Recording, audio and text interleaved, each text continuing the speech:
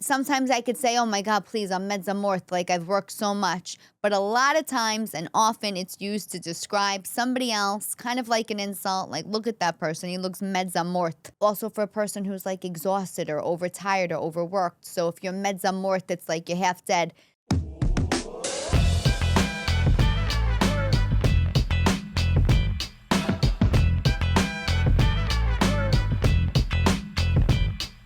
Cawfee Talk. Good morning, everybody, and welcome to Cawfee Talk, where the coffee's strong and the talk is real. You guys love these, so I'm going to do one for you this week. It is the Italian-American word of the week. Mezza Morte means you're half dead. We use it. Sometimes I could say, oh my God, please, I'm Mezza Morte, like I've worked so much. But a lot of times and often it's used to describe somebody else, kind of like an insult, like look at that person, he looks Mezza Morte. Somebody who's like also shangad, that's another word. Like shangad we use as like damaged or like also for a person who's like exhausted or overtired or overworked. So if you're Mezza Morte, it's like you're half dead. It's like you look at somebody and they're like, they don't have it. They don't have it. And it's kind of like almost like an insult, but it's just like an observation. Anyway, that's what Italians are. We are dramatic. We can't just say, oh, I'm exhausted, oh, I'm tired. It's like, no, I'm half dead. So it's funny because I've been running around and I've been very open with you guys about what's going on in my life, just not just from traveling and doing shows and dealing with my mom now and this new situation that we are facing. It's like I felt Mezza Morte. I felt half dead. And I got to LA this past Tuesday and I was like, I just don't have it in me. I don't have it in me to do the show that I booked tonight. I don't have it in me to record. I had to push back the podcast an extra day. I just felt like I had completely drained myself of everything and anything that I had. And I got to be honest, that too is like a mentality, like where we are kind of on this hamster wheel. I'm guilty of it, where we're just like constantly going and going and going. And it's like to an unhealthy state. And I got here on Tuesday and I was like, literally, I had left LA. I had changed my flight. I left LA on a Wednesday night. Thursday had to deal with planning services, which were morbid. Friday and Saturday, I had to go to Vermont. I had to drive home Sunday morning at 6 a.m. I had to do a celebration of life. I had to give a speech for my stepfather. And then on Monday, I thought like, okay, I'm going to feel better. I'm going to have put all these things, behind me, not behind me, but like I will have done them and I will have completed them and I'll be able to. And instead that Monday, I was a disaster, which is so common. And I've said it, when I even talked to John Edward, I said, check on people after they lost someone, the days after the services and everything. And for some reason, it's like I give that advice to people and I'm cognizant when a friend or someone I know has lost a loved one, I always check in on them after. And here I am thinking, oh, the day after everything is settled, I'm going to be fine. And I was a mess. And I then flew out Tuesday morning and I had a show and I had podcasts and I was a zombie. I got to the show. I was so happy I was the first comic and I was like, I can't wait. I'm going to bomb. I'm not going to be able to do this show. And I just can't wait to go up first. Hopefully none of the other comics get there and nobody sees me because there were other great comics on the show. I said other great, like as if I'm great. You know what I mean. I'm not saying I'm not great, but anyway, I'll continue. See, overthinking too. This is why I'm Mezza Morte. Look at how I'm overthinking even what I just said.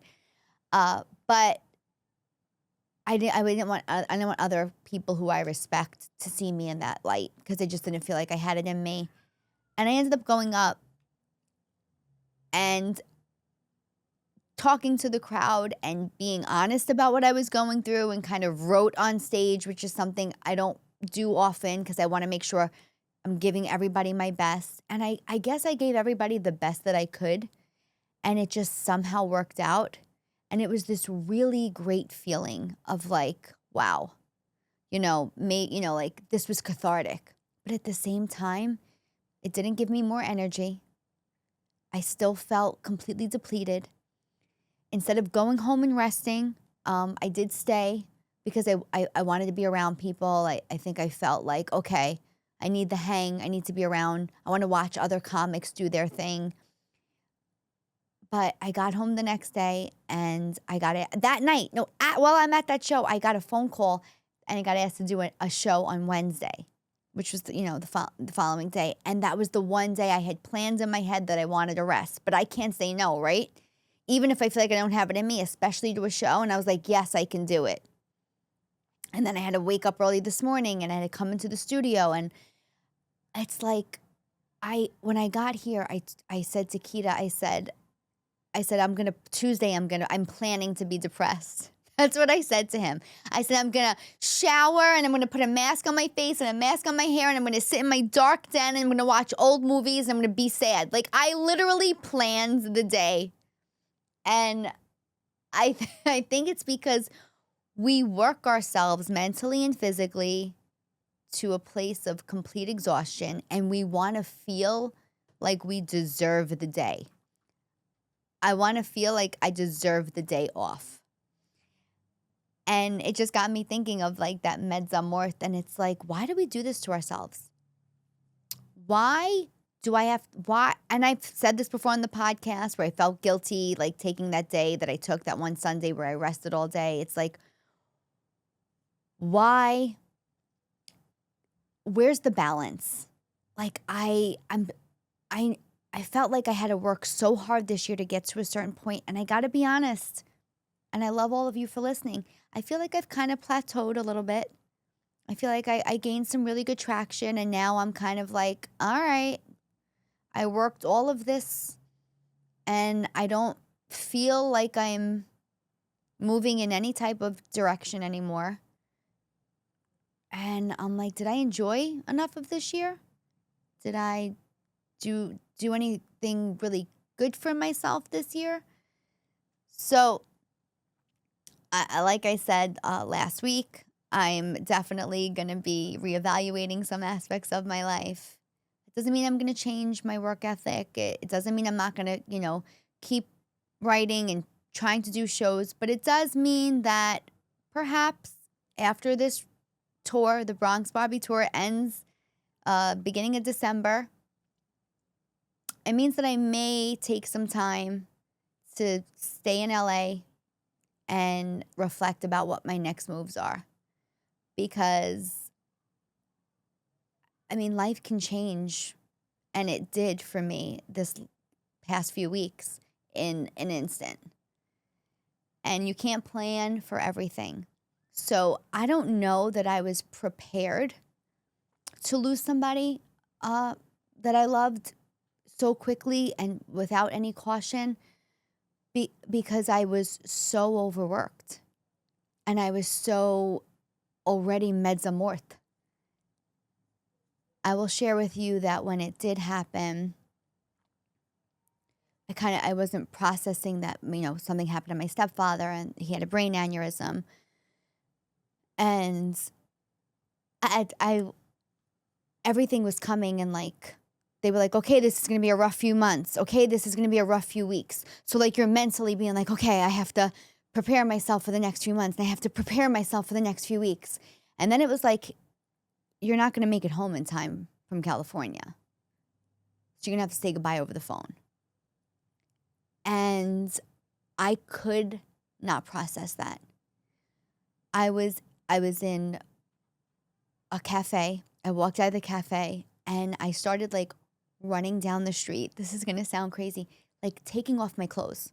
Threw my sweatshirt off, took my sneakers off, I was walking down the street, basically stripping because I felt like everything was too heavy. It was just all too much. And I guess there's no preparation for that, right? Even if I wasn't overworked, even if I wasn't, the thought of that happening. But it's I should be aware of my mental state and how depleted I am on a daily basis. We really all should. I get that you can't vacation every day and not every day is take it easy.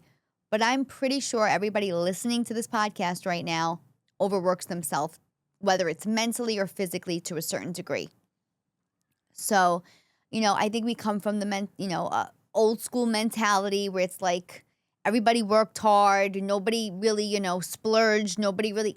I am going to splurge. I am going to treat myself to things I hadn't before in the past. I am going to find balance, which I always said, I don't believe in balance and, whatever. I'm working hard to get to a certain place. I'm going to still work hard, but things are going to shift for me, right? Because at 45, I don't want to be Mezza Morte. I want to be able to get up on that stage and feel great and give you guys 100% because I have 100% to give. And if that means cutting back from doing certain things or being with certain people or being around people who deplete my energy, that's what's going to happen this year. I'm never one of those like New Year's resolution people that says in January, January 1st.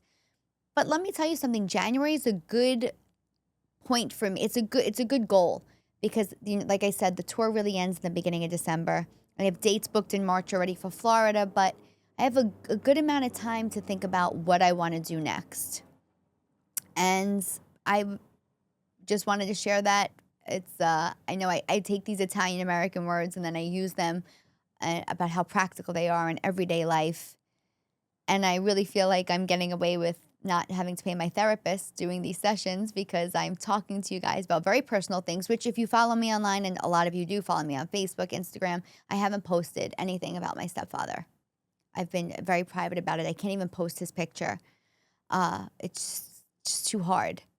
But for whatever reason, you guys, my little coffee talkers, you guys have been so receptive and so kind that I feel safe to do it. So, guys, I guess my thing is be Mezza alive, okay? Don't work yourself to the bone.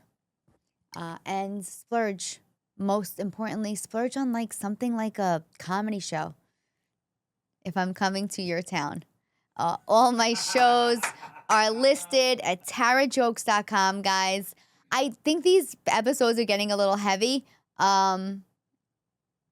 But tell me in the comments if I could always find a way to bring you into a situation. But guess what? You got me now, and I'm not going to overthink it. I'm not going to make myself Mezza Morte overthinking how these episodes are going. I'd rather you guys tell me in the comments, and that's it. So, again, tarajokes.com, all my shows. Florida, I'm coming. Sanford, which is Orlando, as close as I'm getting to Orlando. A lot of you guys are asking me about Orlando. It's listed as Sanford on my website. I'll also be in Fort Lauderdale, Stamford, Connecticut, Atlantic City, Rochester, New York, West Nyack, Rockland. That show's selling. Rutherford, New Jersey. If I tell you I got death threats that I don't come to North Jersey, I booked 4 shows. I have 4 shows a whole weekend. I gave you 2 on a Friday, 2 on a Saturday. Rutherford, New Jersey, North Jersey. I think that's how you say it.